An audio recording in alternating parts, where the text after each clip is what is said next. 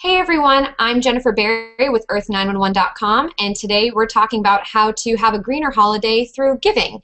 In our Greener Holiday Hangout series, you can join us every day at the same time, 10:30 a.m. Pacific, for a quick 15-minute coffee break with some awesome experts to get some really creative ideas. Today I'm joined by Robin Shreves from Mother Nature Network, Jessica from Mom for Real, and Gabby and Katie from Uncommon Goods. And they're going to drop some knowledge on us. One of the things that I think is really important for us to all kick off with is how to give green and what makes a greener gift. Would one of you want to, I don't know, maybe give me some tips about how somebody can get started if they don't know how to be a greener gifter? I would say one of the first things is to give less. Gifts don't always have to have that eco-friendly label on them for them to be green. But when you buy a whole lot of stuff just to make under the tree or wherever you're putting your gifts look great, a lot of that stuff is filler, things nobody's going to use, little toys that kids are never going to play with, or they were so inexpensive that they're going to break really fast and up in the landfill. So one of the first things is to give less, but give better. I love that idea. I guess we're not all little kids and need 100 presents under the tree when we wake up in the morning, right? Right. What about you, Jessica? I love that about the whole give less thing, the quality versus quantity thing. I try to do as much homemade as I can. Like, I have to show, I took a Starbucks container. This is like one of those little Frappuccino containers, and put hot cocoa and marshmallows and just tied a little ribbon around it. I actually spray painted the lid. Do stuff like that. People like it when you have spent time on something instead of just like bought them something they're not going to use. What a great idea. And when you go and buy those pre-made mixes at the store, I'm sure it costs 2 or 3 times the amount that it took you to whip that together, and so much more personalized too. What about our friends from Uncommon Goods? What are your tips? I would say, in addition to seeking out products made with upcycled or recycled materials, trying to find items that are more keepsake and will last a longer amount of time than the throwaway goods, and things that really can be passed down to generations, sort of keepsake item. I would also say to be an educated consumer. Make sure you read all the product copy, find out where everything's made and how it's being packaged, and don't be afraid to call customer service and ask a couple questions of somebody who has handled the product and might know a little more than what's being given on the internet or in the store. Yeah, I mean, you guys are such experts in that area of being able to figure out the sourcing of a present. I bet that's really confusing for a lot of people, and myself included. I don't often know where things are made or how they're made. Do you have some examples of some cool upcycled gifts that have a good story that you want to show us? Yeah, we do actually. We have a few here. We have a really big and passionate bike following of customers who really love the alternative mode of transportation. And we've identified a number of artists in the United States that use upcycled bike materials to produce functional goods. So, for example, this is one of our best-selling products. It's an upcycled bike chain bowl, and it's made by a gentleman in Portland, Oregon, and he collects these bike chains. He's got a bunch of sources of bike shops that collect the chain, then he buys them from them and then weaves them into these really cool bowls. It's $84. It is a really great keepsake item, but it also has a broad appeal for many different people on your list. So this is something that we get excited about, our customers get excited about, and you'll see it in a bunch of catalogs of ours. So. Ooh, I love that. The hardware is so neat. We actually, not the same kind of story, but we took a hardware tack for a DIY gift, kind of a la Jessica's tip. And our local resident crafter at our office made an upcycled hardware necklace that's hanging on thread and some beads that she took from a necklace she didn't want anymore. But my favorite part is this great clasp that's made of a bolt and a washer that, kind of really adds a cool accent. And I think that's really neat to take some scrap materials and turn it into something beautiful. Absolutely, yeah.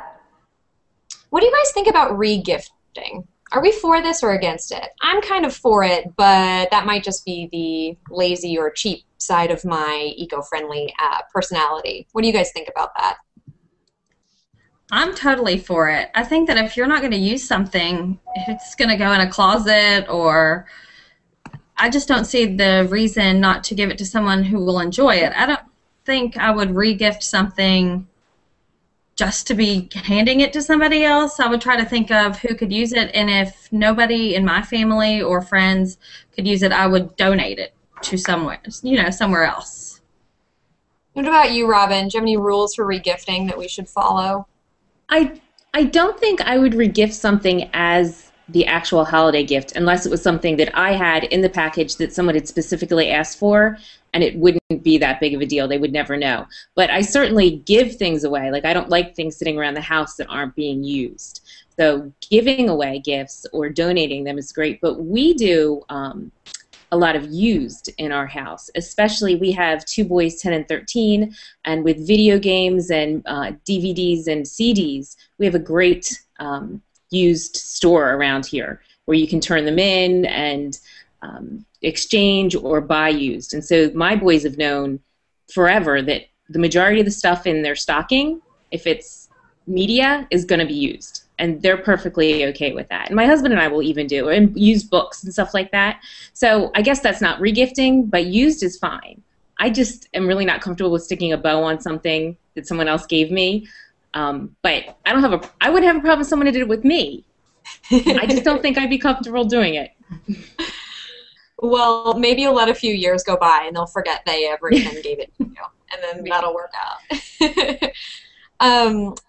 I'm also really intrigued about some cool upcycled gift wrap and some other handmade ideas. Jessica, you had some beautiful ornaments that you were going to show us earlier. Tell us a little bit about those.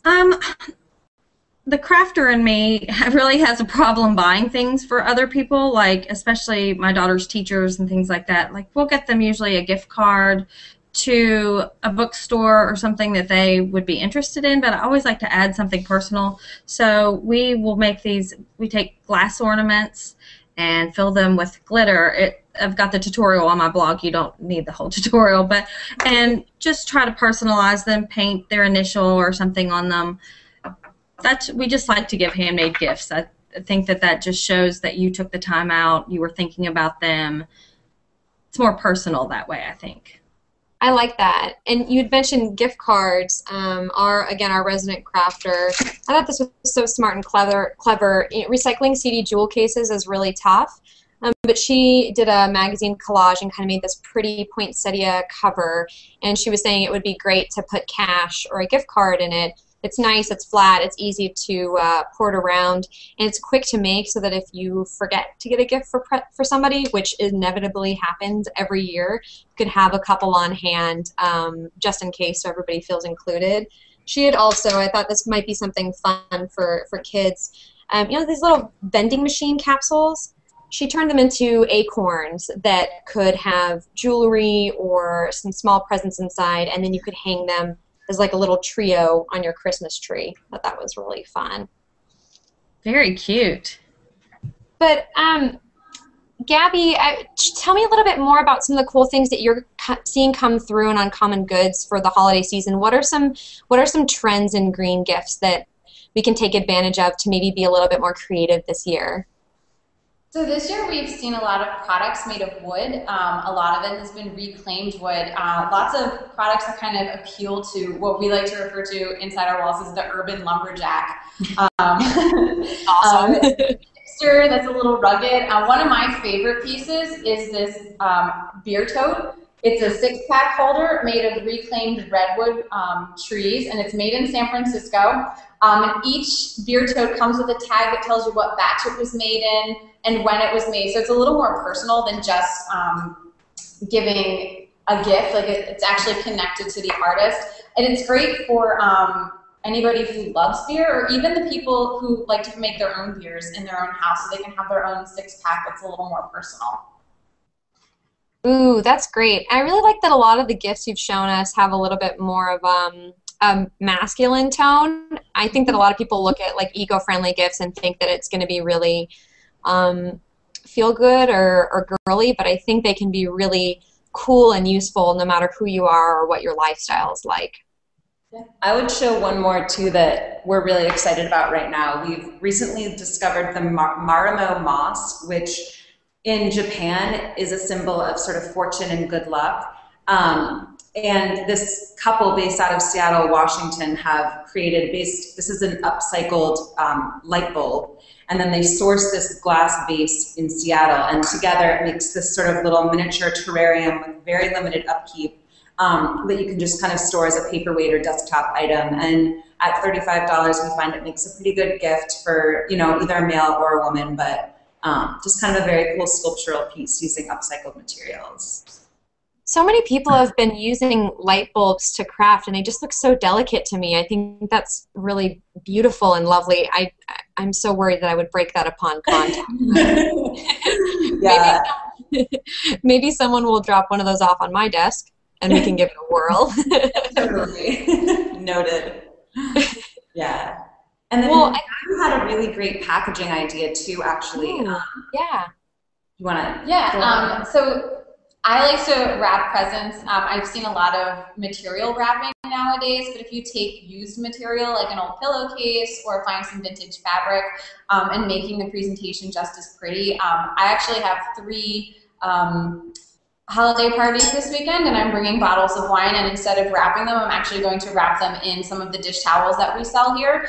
So it's kind of like a 2-in-1 gift, and a bar towel or a tea towel makes a really great wrapping. That's such a smart idea. I really love it.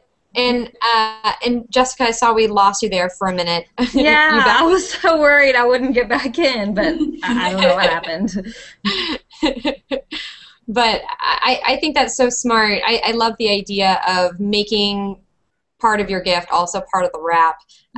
We had done this great fabric scrap kind of wrap job, and this necklace was part of the gift, and she used it as the tie so that when it was secured, it kind of had this extra decor instead of ribbons or bows that you have to toss out at the end of the day. You know, it's something that your recipient can wear. And I like the idea of using fabric in general, like you guys had recommended, because it doesn't crinkle or crease. You know, like if you store wrapping paper after a while, it looks kind of worn. The stuff you can keep forever or use for something else, or not even around the holidays. So all year round, it's perfect. I don't even throw my bows away after Christmas. We actually save them. We totally reuse them do. next year. Just take the bow off and then use it again with some tape, or just clean it up a bit. Little washi tape. Yeah, lots of washi tape.